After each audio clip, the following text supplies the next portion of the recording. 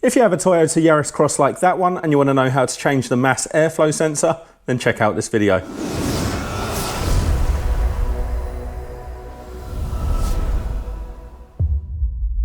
Hi there guys, welcome to another one of my videos. My name is Ross and that is a 2025 Toyota Yaris Cross with the 1.5 litre hybrid engine, so it's a hybrid EV. In this video I'm going to show you how easy it is to remove and replace the mass airflow sensor on the car, and all you're going to need is a number 2 Phillips screwdriver.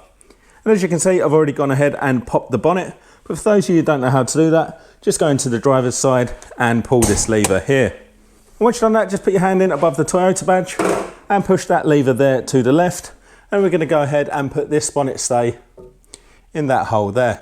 With that safe and secure, we can now look around the engine bay. And it's nice and simple in this car.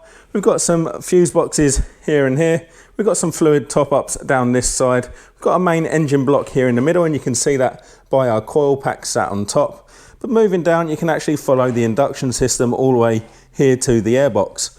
Now, I've made a separate video showing you how to remove and replace your air filter. But if you just look in front of the air filter box, you've actually got this sensor here. This is our mass airflow sensor. It's just got one electrical connection on the back. So just push your thumb into the top to undo the clip and slide that electrical connection off. Then we get our number 2 Phillips screwdriver and we're going to undo both screws fully. With those screws now out, you can just gently lift out the mass airflow sensor.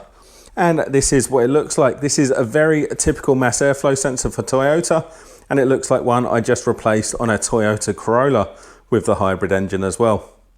Now you can actually clean these, so you use a mass airflow sensor cleaning spray, and I'll leave a link in the description to the Nulon one that I use.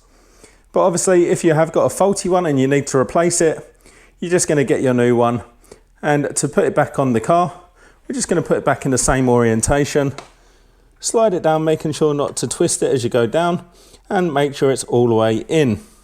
We're then going to get our screws from earlier and go ahead and put them back in the holes.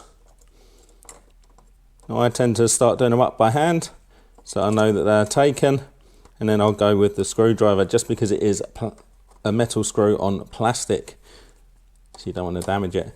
And then just go ahead and tighten it up with your screwdriver. Now don't over tighten it, like I just said, it is only screwing into plastic.